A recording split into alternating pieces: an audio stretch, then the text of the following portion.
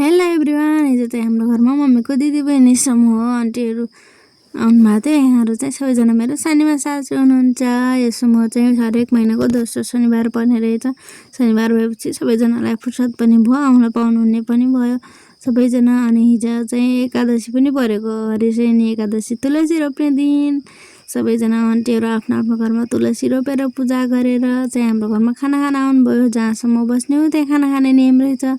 हामीले पनि बिहान नुहाएर तुलसी रोपेर पूजा गरेर खाना बनायौँ। खाना बनाइसकेको थियौँ, आन्टीहरू आउनुभयो। आन्टीहरू आएपछि चाहिँ खाना दियौँ। खाना खाएर समूह बसेर आन्टीहरू बस्नुभयो। समूह बसिसकेपछि रमाइलो भयो। कति रमाइलो, दिदीबहिनीसँग भेट पनि हुने, दिदीबहिनी कहाँ जान पनि पाइने।